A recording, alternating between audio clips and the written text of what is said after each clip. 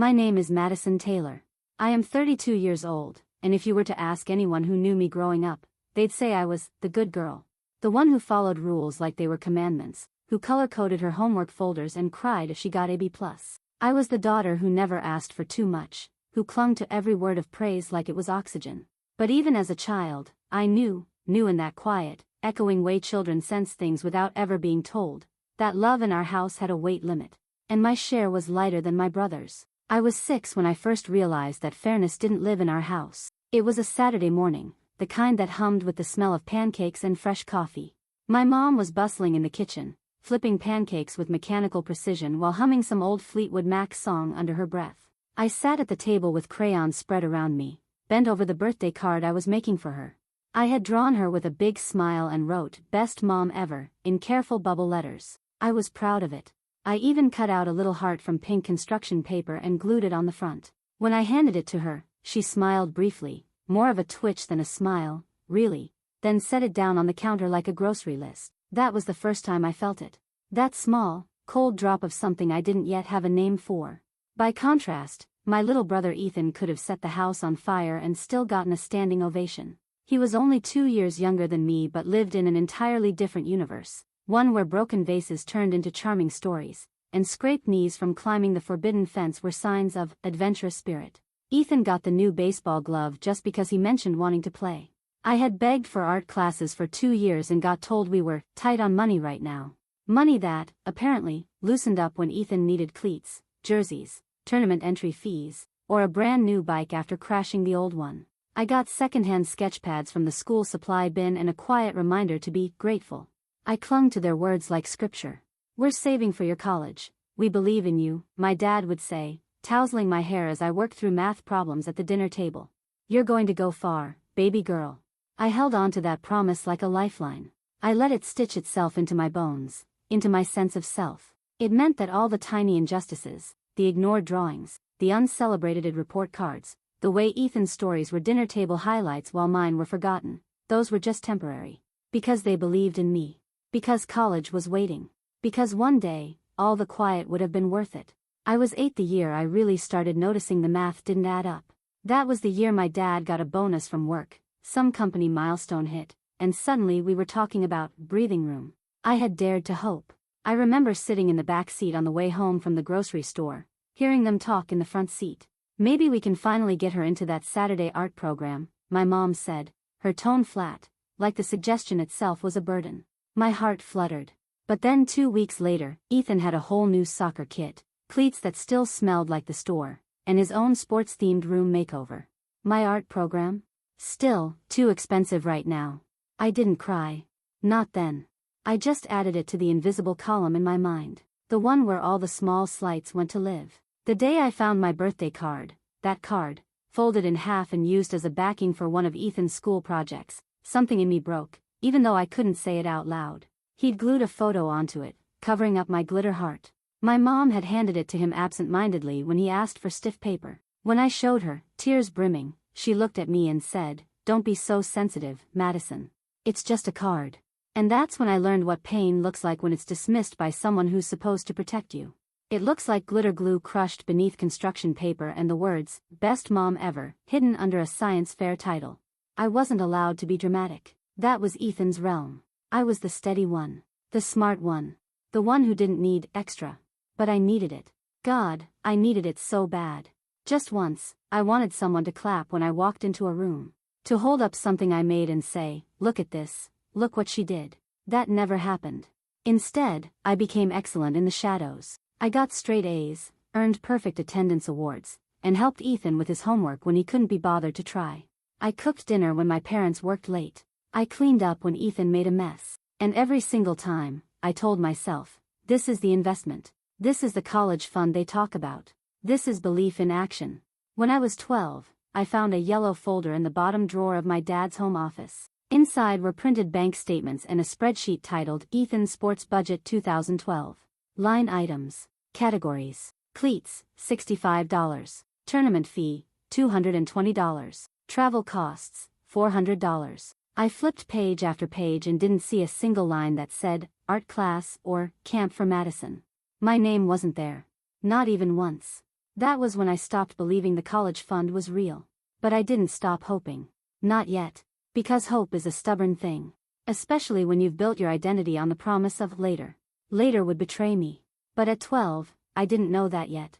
I still thought love was quiet and belief was enough. I didn't know that favoritism wasn't always loud, that sometimes, it was just consistent silence. And silence has a way of growing roots deep into your chest. When I turned 13, I made a promise to myself, I would be the reason things changed. I told myself, quietly but firmly, that I would be the one to lift us out of whatever quiet inequity had settled into our family. I believed, perhaps naively, that hard work would fix everything, that if I kept my head down, stayed focused, and pushed myself further than anyone else, my life would unfold into something more than a footnote in someone else's story. Middle school turned into high school like the slow unrolling of a road too familiar to be exciting. My days were a rigid rotation of early alarms, heavy backpacks, and late-night study sessions that bled into early morning reviews. I didn't just want straight A's, I needed them. They were the only currency I had to trade for a future that didn't look like my present. I joined clubs, volunteered after school, and even took on weekend shifts at the local library, reshelving books and logging donations into an outdated database system that everyone else found tedious but I approached with meticulous care. Every paycheck, every certificate, every hour logged was another brick in the foundation of a life I was trying to build by sheer force of will. My parents repeated the same script with unwavering consistency. "We're proud of you, Madison. Just keep doing what you're doing. Don't worry about tuition, we've got you." And I believed them. I had to believe them. It was the only thing anchoring me when the weight of everything else started to pull me under.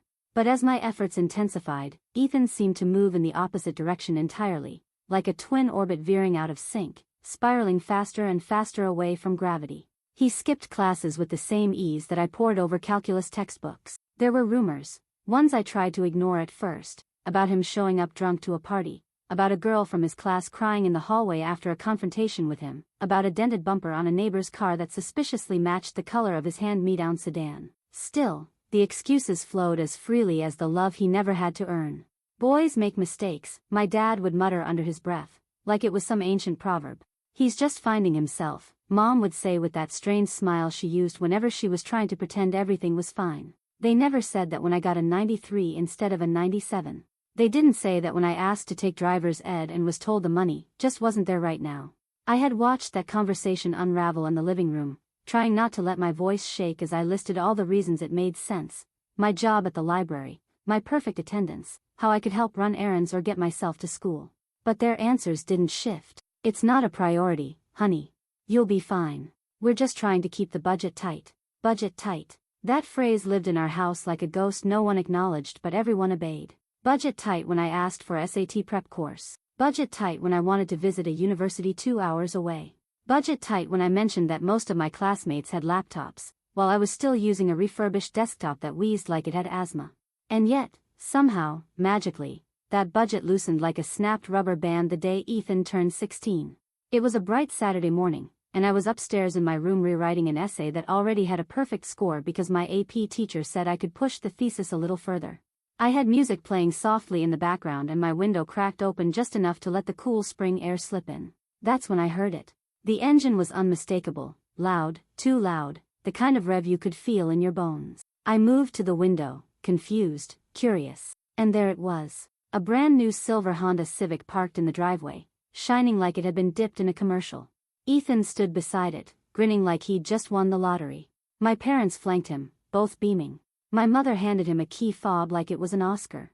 My dad clapped him on the back with a pride I had never seen on his face before, not even when I was named valedictorian of my middle school class. They hadn't even told me they were planning to get him a car. I didn't move from the window. I watched Ethan throw his arms around my mother and lift her off the ground in a spinning hug. I watched my father lean in to inspect the dashboard, already nodding in approval. I watched the neighbors gather, exchanging congratulations, admiring the car, telling Ethan how lucky he was. I watched for 15 minutes before I realized I was holding my breath. I didn't go downstairs. I didn't ask to sit in it. I didn't say a word when Ethan honked the horn twice as he pulled out of the driveway, waving like a homecoming king. That night, I ate dinner alone at the kitchen table. The casserole had gone cold. My parents had gone out to celebrate and Ethan was off with his friends, driving his new freedom to God knows where. I sat there chewing in silence, the fork heavy in my hand, my throat too tight to swallow properly. The lights buzzed above me, fluorescent and clinical. The silence stretched like a punishment. I cleaned my plate. I washed it. I scrubbed the pan even though no one asked me to. I wiped down the counters. I checked on the laundry. I made sure the back door was locked. Then I went to my room and stared at the ceiling until the lines between shadow and light began to blur. Something inside me started to fracture that day, not a loud break, not a scream or a slammed door, but a quiet crack that ran down the center of everything I had built my sense of self on. I had spent so many years believing that effort would be rewarded, that consistency would be noticed, that doing the right thing meant something. But what do you do when your sacrifices go unspoken, when your excellence is treated like a baseline instead of a gift? You start to wonder if maybe you've been building your ladder on someone else's roof. Junior year was a blur of dual enrollment courses, scholarship applications, and work shifts that bled into study sessions. I was exhausted in a way that sleep didn't fix. My guidance counselor called me resilient. My teachers called me a role model. My parents called me low maintenance. No one asked if I was okay. Ethan, meanwhile, had crashed the Civic within 6 months. A light pole, they said. He wasn't drunk, they said. It was a mistake. Boys make mistakes. The insurance covered most of it. A replacement came within the month. A used SUV, this time, but still newer than anything I'd ever dared ask for. I drove myself to school in the rain one morning using a borrowed umbrella and soaked-through shoes, while Ethan peeled out of the driveway like a man late for his destiny. I started keeping a secret list in the back of my planner. A tally of everything I didn't say. Every scholarship I won without celebration. Every family dinner where Ethan's latest drama became the centerpiece and my achievements were relegated to footnotes. Every time my mom said, "Can you talk to your brother? He listens to you." Every time my dad sighed and said, "He's just struggling right now.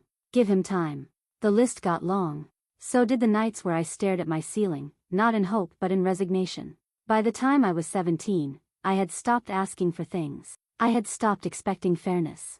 I had become a ghost in my own house, floating between obligation and expectation, tethered only by the dream of leaving. College wasn't just a goal anymore, it was an escape hatch. A way out of the echo chamber of being fine all the time. I still believed in that promise they made me, that they were saving for my college. But even that belief felt thinner now, like paper left in the rain. I clung to it out of necessity, not conviction. Because if that promise wasn't real, then none of it had been worth it. And deep down, in the quietest corner of myself, a question began to bloom. What happens if I give everything, and they still choose him? What do I become then? By the time I turned 18, I had become an expert at suppressing disappointment so thoroughly it barely registered as a sting anymore. It had calcified into something denser, quieter, a weight I carried across my chest like armor. That final year of high school, I existed in a kind of survival mode that looked, to everyone else, like confidence. I was praised constantly for my discipline, my independence, my drive. But underneath the accolades, I was living on caffeine, diminishing sleep, and the brittle hope that everything I had endured would be justified the moment I stepped onto a college campus far away from here. I had done it all, aced every exam, earned every extra credit point, captained 2 student organizations, and held a part-time job tutoring kids in algebra and English composition.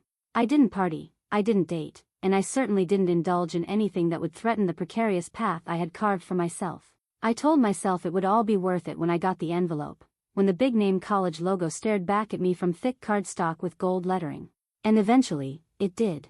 I got accepted into a top-tier university, ranked nationally, known for its competitive programs, the kind of school that made neighbors nod in solemn approval when you told them where you were going.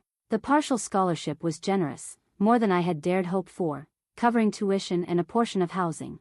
The rest, the financial aid office said, would be covered by my family's expected contribution. Just have your parents submit the FAFSA and the remaining paperwork by May 1st, the woman on the phone told me. Then we'll process the aid package accordingly. I thanked her. I felt weightless. My parents had said, over and over again, "We've got your tuition covered."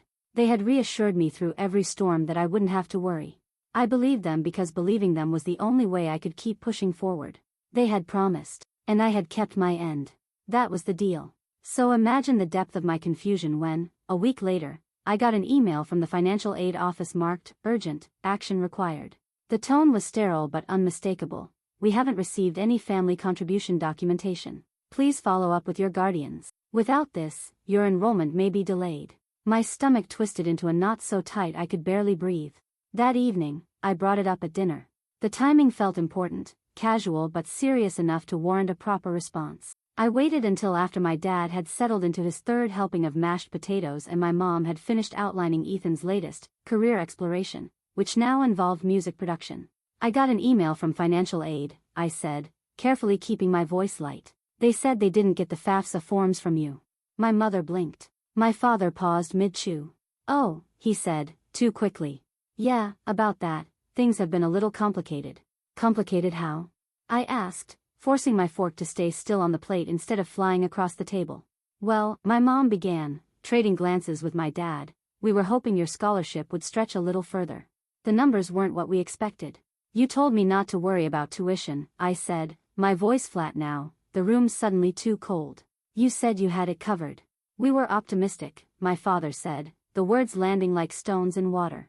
But then some unexpected expenses came up, and... What expenses? I asked, even though a voice deep inside me was already beginning to scream. Neither of them answered. That night, I tore through every drawer, cabinet, and bin in the basement where we kept household records. I told myself I was looking for the FAFSA password or a printout of our income estimates, something benign, something to make the sick feeling in my chest go away. Instead, I found a clear plastic storage container labeled in faded Sharpie, College Planning, Madison. At first, my breath caught in my throat. For a moment, I thought it would finally be proof, evidence that they had been preparing for me after all. But when I opened it, my hope collapsed like a structure built on rotten beams. The folder at the top was labeled in bold, receipts, car and upgrades. Every sheet was dated just before Ethan's 17th birthday. Car purchase, $18,920. Custom sound system, $2,800. Rims and tires, $1,320. Insurance premium payment in full for the year, $3,000. Leather seat upgrades, tinting, registration fees, and even a $400 dashboard camera system.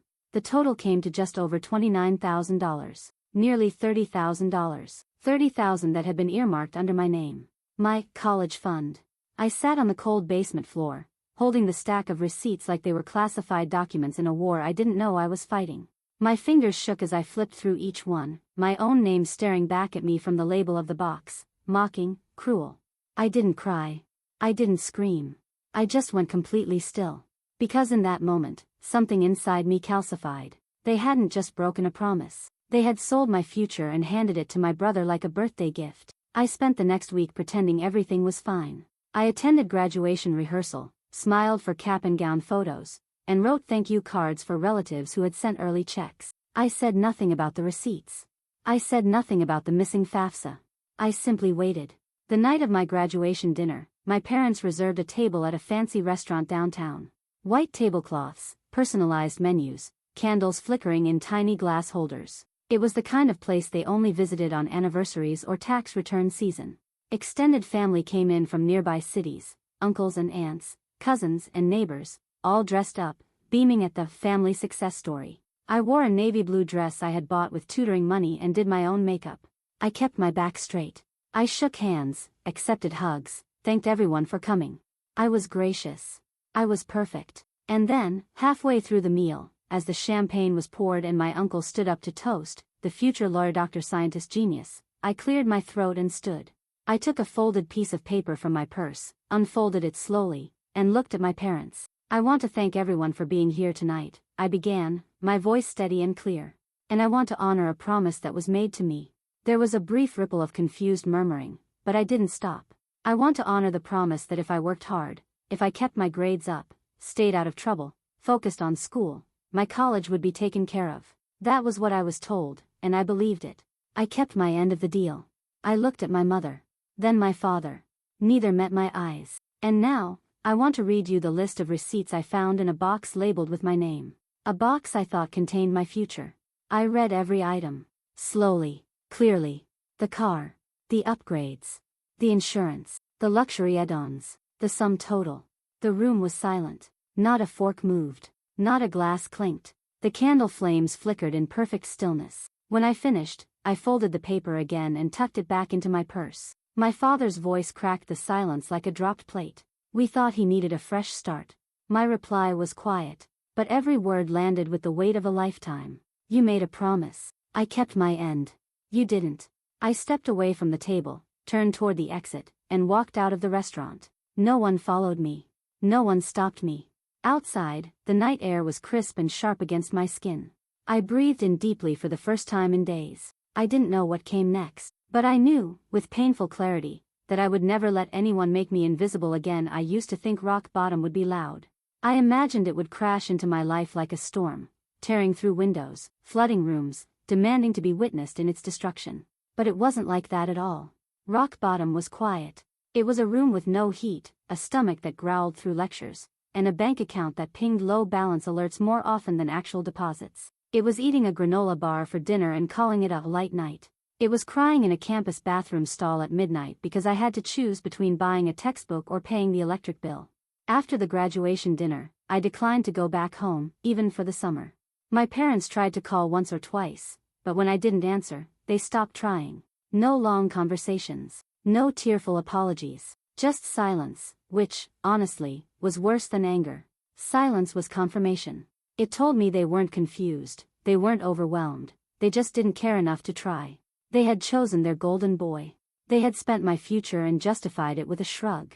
I gave up the dream of attending the prestigious university that had once hung like a lantern in my chest. Instead, I enrolled in a local state school that offered me a smaller scholarship and allowed me to live off campus in a shared apartment with 2 other girls I found through a classifieds board. The place was cramped, the carpets smelled like mildew, and one of my roommates used the stove as extra storage, but it was mine. It was the first space I paid for entirely by myself, cleaned by me, funded by me, held together by my own aching determination. I got a job at a coffee shop 3 blocks from campus. Then I picked up another tutoring job through the university's academic center. On weekends, I worked at an art supply store that paid just above minimum wage but let me take home leftover damaged goods, dried paint tubes, slightly bent sketchbooks, cracked ceramic mugs. It was in those scraps I found tiny fragments of joy again, sitting on the floor with a hot glue gun and colors I had once been told we couldn't afford. Classes were hard, not academically, but physically, emotionally. I couldn't afford all the materials. I skipped meals often.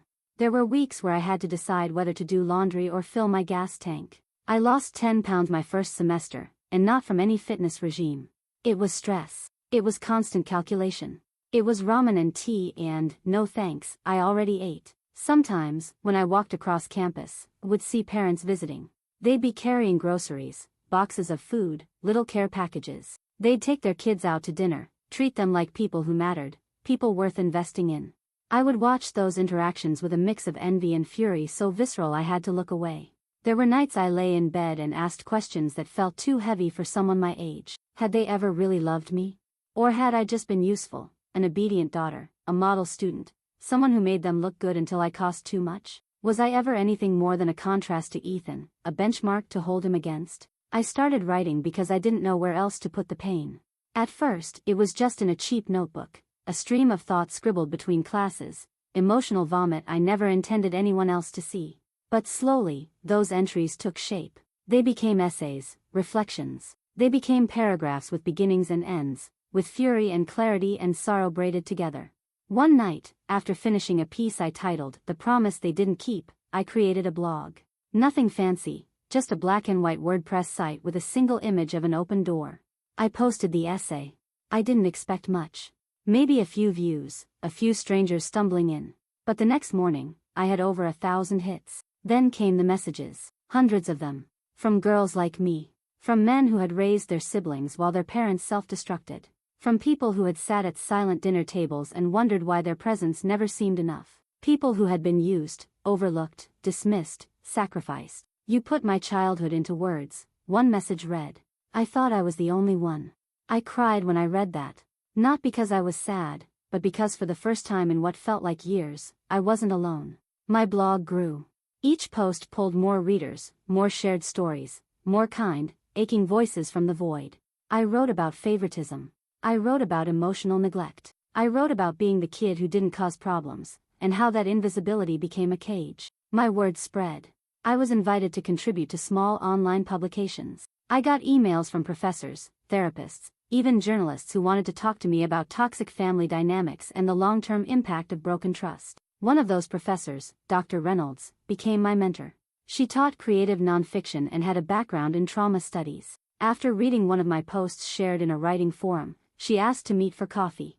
I was nervous. I didn't have the money to buy anything, so I brought my own mug of tea and hoped she wouldn't notice. She did, but she never commented on it. Instead, she said, "You're doing more than surviving, Madison. You're witnessing. That's rare, especially at your age."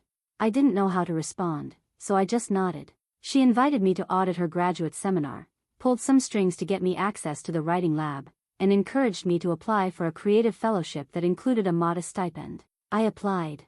I got it. It was the first time since leaving home that I felt like I was climbing, not just treading water. The other students in the program became my circle. We weren't the cool kids. We were the outcasts, the late bloomers, the ones who had already seen too much of life's dark corners. There was Malik, whose father had vanished when he was 6. Tasha, whose mother ran a pharmacy and ran her like an employee. Liam, who never talked about his past but flinched whenever anyone mentioned Christmas. They became my people. My found family. The ones who celebrated my wins and sat with me in my lows. It wasn't perfect. I still struggled. There were still weeks where I cried in the shower and fell asleep on my textbooks. But there was light now. There was laughter. There were people who saw me and said, "You matter. Your story matters." One night, after I had posted an essay titled, "What Silence Raised Me," I received an email from Ethan. It was short. The subject line was blank. The body read, "You know they didn't mean to hurt you. Maybe let it go. We're still family." I stared at the screen for a long time. I read the words over and over. There was no apology. No acknowledgement. Just deflection.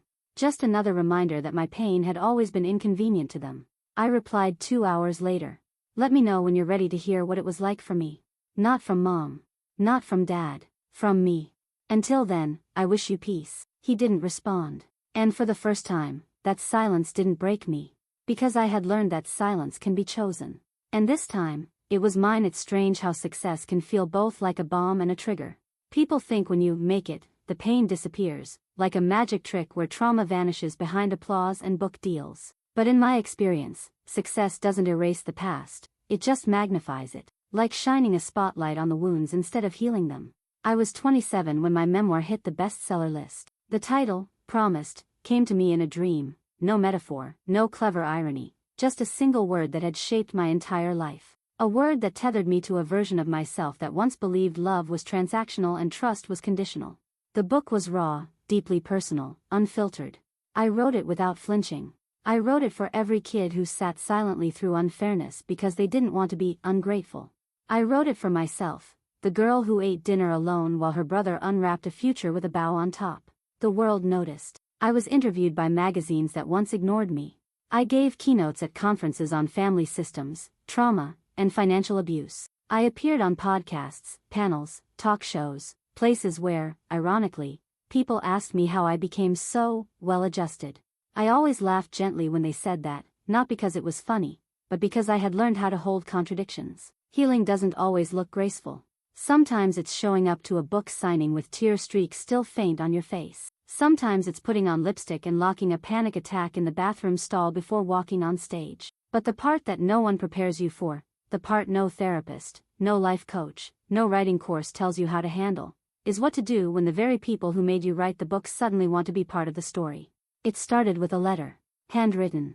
Postmarked from my childhood town. My parents. The handwriting was my mother's, looped and precise. Inside was a folded sheet of monogrammed stationery with a short note written in shaky script. "We read your book. We didn't know how much we hurt you. We would like to talk, if you're willing." There was no return address, no phone number, just an invitation, a quiet cafe downtown, next Sunday, noon. For a long time, I didn't move. The letter lay on the counter beside an untouched mug of tea, the words pulsing like a second heartbeat in the room. Part of me wanted to tear it in half, to send back silence and let that speak louder than anything. Another part, the part that still asked why, needed to see it through. Not for them, for me. That Sunday, I arrived early. The cafe was small, quiet, filled with soft jazz and the clink of ceramic mugs. I chose a table by the window and ordered herbal tea, which sat cooling as I rehearsed every possible version of the conversation in my head. They arrived exactly at noon. My father wore a suit jacket over a pressed shirt, trying too hard to look composed. My mother wore a pale blue sweater I vaguely recognized from high school, a detail that unnerved me more than anything. Her eyes were puffy, her hands shaking as she reached for her cup of tea without meeting my eyes. "Thank you for coming," my father said first, his voice lower, more careful than I remembered. "I wasn't sure I would," I replied, not harshly, just honestly. "I read every word," my mother whispered, eyes glassy. "I didn't know it felt like that for you." "I swear I didn't know." I didn't answer. I let the silence speak for a moment. My father cleared his throat. "We thought we were doing what was best. Ethan was struggling. We didn't want to lose both of you." "And what was I?" I asked, my voice steady, my spine straighter than ever. "Collateral? A backup plan? The one you didn't have to worry about because I never caused trouble?" They both looked away. "I needed you to show up for me," I continued, each word deliberate, "when it counted. Not now, after the reviews, the applause, the speaking tours. I needed you when I was hungry and alone and scared I'd never crawl out of the hole I didn't dig." "We failed you," my mother said, finally looking up. "I don't know how to fix that." "You can't," I replied, gently but firmly. "This doesn't get fixed. It gets acknowledged. And then boundaries get drawn." "I don't want to be shut out forever," she said, tears now falling freely. "I'm not here to punish you," I said, my hands still wrapped around the warm ceramic of my cup. "I'm here because I need closure. Not reconciliation. Closure." The three of us sat in silence for a long time after that. Eventually, I stood. "If you ever want to have a real conversation, one where you listen, not just react, I'm open to that," I told them. "But I'm no longer building bridges I never had help crossing." They nodded. I walked out of that cafe into the bright, blinding afternoon sun. I didn't look back. That evening, I taught a workshop for first-generation college students. Young adults just like I had been, full of ambition, fear, and exhaustion. They scribbled notes furiously while I spoke about financial red flags, emotional boundaries, and the quiet violence of being the easy child. At the end, a girl with dark curly hair and a fragile voice raised her hand. "How did you know you'd be okay?" she asked. The room stilled. I smiled, not the polished one for interviews, but the real one, the one that held all my grief and grit and grace. "I didn't," I said. "But I stopped waiting for someone to save me, and I did it anyway." If you like this story, subscribe to the channel. Click on the bell to not miss the release of the next exciting stories.